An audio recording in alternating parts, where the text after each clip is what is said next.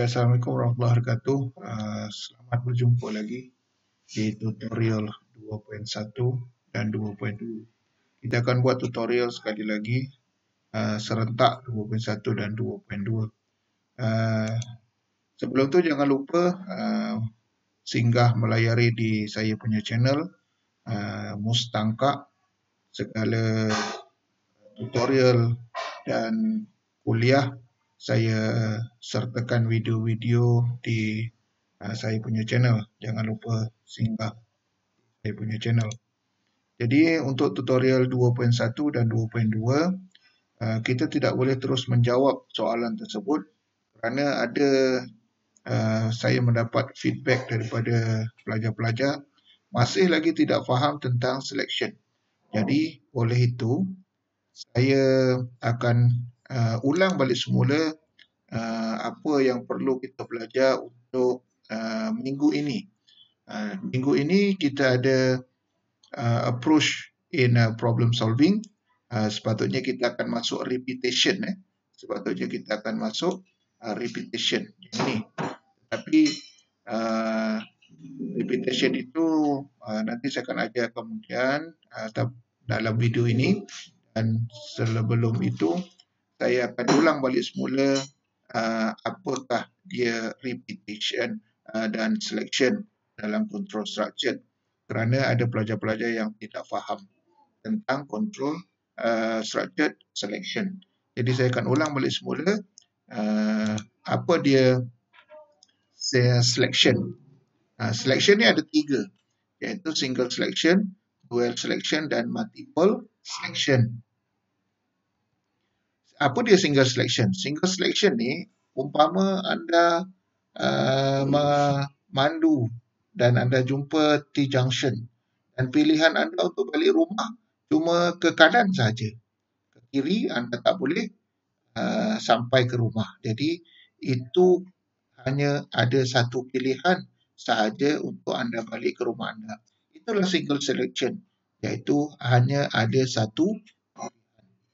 Jadi contoh dalam penulisan problem analisis, prosesnya adalah determine output based on input condition.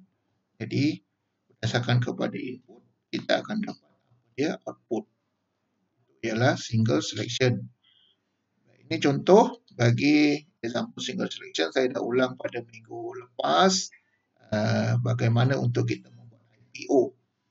Untuk membuat IPO, jadi contoh problem statement, create a problem analyze that will be accept student mark if the mark is greater than 60, print message pass. Jadi input dia adalah mark, proses determine message based on mark, dan output dia ialah pass or not.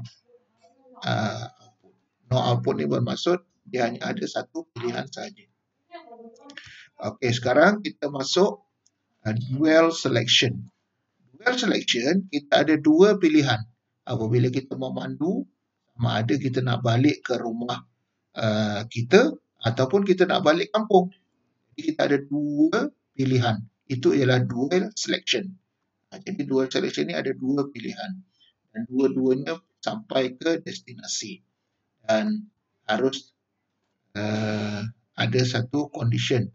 Sama ada kita condition itu true or false. Jadi proses untuk problem analysis ialah determine output based on input. Based on input. This is for example two choice, determine whether appropriate message based on mark. Jadi tadi kalau 60 pilihan kita cuma pass saja. Sekarang kalau kurang daripada 60 maka ia adalah fail. Dua pilihan.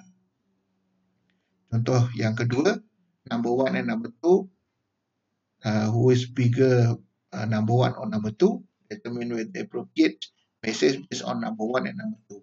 If the first number is bigger or second number is bigger. This is structure bagi selection, dual selection. Sekarang kita masuk multiple selection. multiple selection ialah anda ada banyak pilihan. Anda ada banyak pilihan. Contoh, anda nak membeli kereta. Sama ada nak beli kereta Ferrari ke, ataupun nak membeli kereta BMW ke, ataupun nak membeli kereta Myvi, atau yang paling murah, kita nak membeli kancil. Jadi kita ada banyak pilihan. Itu ialah multiple selection. Jadi sama juga prosesnya, determine output based on input. Jadi di dalam selection ini, problem analysis kita, prosesnya adalah determine output based on input. Itu yang paling mudah untuk kita buat IPO. Jadi ini contoh dia. Kalau tadi identify problem analysis when mark is greater than or equal 85, print A, mark is greater than or equal 65, print B, else print fails. Kita ada banyak pilihan. Kalau markah 85 ke atas, ia dapat A. Kalau markah 65 hingga 85, akan dapat B. Selain daripada itu, markah di bawah daripada 65 ialah fail. Jadi pilihan kita banyak. Sama juga dengan example yang nombor 2 ni, identify a problem, analyze to accept a number from user and determine and display whether the number is positive, negative or zero. Kita ada 3 pilihan, positif, negatif ataupun zero. Sekarang kita akan masuk repetition untuk kita menjawab tutorial 2.1, 2.2, 2.3 dan 2.4. Control structure bagi repetition. Jadi dalam repetition ada 2, counter control dan sentinel control. Apa dia counter control? Jadi sebelum itu kita kena tahu apa dia repetition. Repetition ni ialah benda yang kita buat secara berulang-ulang. Benda yang sama kita buat secara berulang-ulang. Contoh macam kartun yang membuat tarian tersebut. Dia ulang berapa kali dia berpusing badan dia. Jadi membuat perkara yang sama secara berulang-ulang. Itu ialah counter control. Ataupun contoh kartun yang satu lagi, dia membaca surat khabar dan kepalanya menggeleng-geleng dan dia ulang benda yang sama beberapa kali. Itulah repetition. Jadi dalam repetition, penulisan bagi problem analisis, prosesnya ialah repeat input to output for condition. Ataupun repeat input to output for condition. Jadi itu proses bagi problem analyze repetition. This is for example question number 1. Identify input, process and output to print welcome to KMJ 10 times. Jadi kita punya problem analyze, kita tidak ada input. Kenapa tidak ada input? Sebab komputer hanya memaparkan welcome to KMJ. Jadi, dalam komputer memaparkan welcome to KMJ 10 kali. Jadi hanya prosesnya adalah repeat display message for 10 time. Outputnya ialah message welcome to KMJ. Jadi tak ada input. Kenapa tak ada input? Sebab komputer hanya proses message welcome to KMJ sebanyak 10 kali saja. Sekarang example soalan nombor 2, input, process and output to display 5 number enter by user. Ini baru ada input. Sebab apa ada input? Sebab kita ada enter by user. Yang saya gariskan ni. Enter by user. Berapa kali user masukkan? 5 kali. Jadi 5 kali dia akan berulang. Sebab tu input dia adalah number. Input dia adalah number. Kalau sequence, kita akan buat number 1, number 2, number 3, number 4, number 5. Tapi dalam repetition, sebab benda yang sama, kita masukkan nombor. Jadi kita repeat sajalah apa yang kita buat pada permulaan, iaitu insert number. Jadi dia punya proses repeat, reading and display number for 5 times. Yang akan keluar output dia adalah number yang kita telah key in masuk dalam komputer. Baik, ini contoh yang ketiga. Soalan problem statement dia adalah identify input, process and output to display first positive number. Positive number, nama tak first positive number. Jadi nombor 1, nombor 2, nombor 3, nombor 4 dan nombor 5. Jadi dekat sini kita tidak ada input, no input. Kenapa no input? Sebab kita bukan suruh user masukkan nombor. Tetapi nombor itu dikira oleh komputer. Kerana dalam repetition, dia ada initialize, kemudian dia ada condition dan akhir sekali ialah updating. Itu anda akan tahu saya telah membuat satu video untuk kuliah minggu ini. Jadi anda semak kuliah saya untuk repetition. Jadi anda akan dapat syarat untuk membuat repetition. Initialize, condition dengan updating. Jadi untuk 5 positive number, komputer tak perlu minta daripada user. Komputer akan kira berdasarkan kepada initialize counter. Jadi dia cuma repeat and display the first 5 positive number. Jadi apa yang output dia adalah number. Identify input, process and output to calculate the total 5 number entered by user and print the total. Baik. Dalam problem statement ini kita akan meminta user masukkan 5 nombor, kemudian kita akan calculate nombor tersebut. Jadi insert number, jadi input dia adalah number, repeat and reading editing number to total 4 times. To total 5 times, To total 5 times. Jadi total ini adalah berdasarkan 5 nombor yang user masukkan sebanyak 5 kali. Jadi bila user masukkan 5 kali, maka dia akan total nombor tersebut dan itulah output iaitu total. Okey.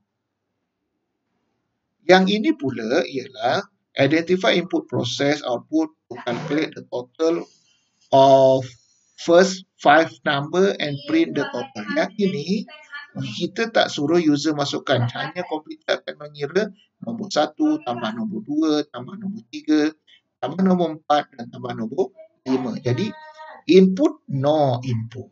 Sebab komputer kira daripada nombor 1 sehinggalah nombor 5. Jadi komputer akan kira 1 tambah dengan 2 tambah dengan 3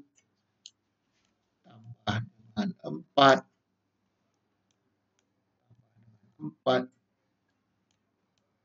tambah dengan 5.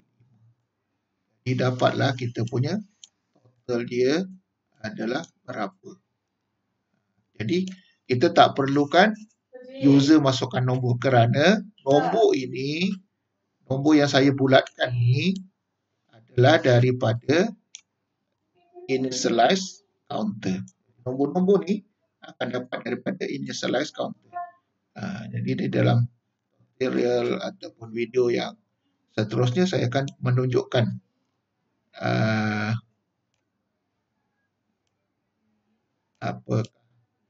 bagaimanakah repetition itu berlaku. Jadi maka dengan itu total akan dikeluarkan oleh komputer. Jadi output dia adalah total. Okey, kita akan pergi kepada tutorial seterusnya. Yang kedua, type untuk repetition ialah sentinel control. Sentinel control ini kita tak tahu berapa kali user akan ulang benda yang sama. yang tadi counter control, kita tahu berapa kali user akan ulang sebab kita yang menentukan, programmer yang menentukan untuk ulangan program tersebut. Akan tetapi Sentinel Control ini user yang akan menentukan berapa kali dia akan ulang. Contoh anda main game, selagi anda tidak menekan button no, selagi itu kita akan terus main game. For example, do you want to continue? Jika kita tekan yes, maka dia akan ulang balik semula game tersebut. Tapi kalau kita tekan no, maka dia akan keluar game tersebut. You will exit for the game program. So, Sentinel Control proses untuk problem analysis adalah repeat input to output until condition. Until condition. Ada perkataan until condition. This is very important. Until condition. Jadi selagi condition itu masih dipenuhi, selagi itu dia akan repeat program tersebut. Tetapi apabila condition yang kita telah tetapkan, maka dia akan keluar daripada program tersebut. Selalunya kita tetapkan. This is, for example, problem statement. Identify input, process, and output to calculate the total mark entered by user until the user key in -1. Jadi, input dia adalah mark. Input dia adalah mark. User enter mark. So, input is a mark. Repeat reading and adding mark to total until mark -1. Okay, jadi, selagi user tidak menekan -1, selagi itulah program akan meminta user untuk masukkan markah. Jadi apabila user masukkan markah -1, maka program akan berhenti dan ia akan mengira jumlah markah. Output dia adalah total. Next problem statement, identify input, process and output to access number input by user. Print positive number only. Loop will only stop when the user enter number 0. 0. Jadi nombor kosong ini akan memberhentikan program. Jadi user akan memasukkan number, input number by user. Nampak? Yang saya gariskan. Number input by user. Print the positive number only. So, for example, user masukkan nombor. Nombor ini adalah input. Dekat sini dah ada perkataan input, kita dah tahu. Number is an input. Repeat and reading number and determine positive number until 0. Yang gariskan. Gariskan ini kosong, jadi program akan berhenti dengan menekan nombor kosong. So, the positive number will be appear selagi user tidak menekan kosong. Itulah Sentinel. Okay, this is example number 3 problem statement. Input, process and output to calculate the total and average for mark entered by user until user key in number -1. So, the user will be enter mark. User will be enter mark. So, mark is input. Repeat and reading and adding mark to total until mark -1. So, -1 is a number to stop the program. After the program will be stopped, computer will be calculate average. So, calculate average. So, the output is total and average. Kita kena fahamkan problem statement. Komputer akan minta user masukkan markah, kemudian user akan memasukkan markah selagi user tidak menekan -1. Jadi komputer apa buat? Bila user masukkan markah, komputer akan menjumlahkan nombor markah tersebut. apabila user menekan markah -1, maka komputer akan berhenti menjumlah dan ia akan mengira average mark and then will we print for the average. Jadi output dia adalah total dan average. Okey.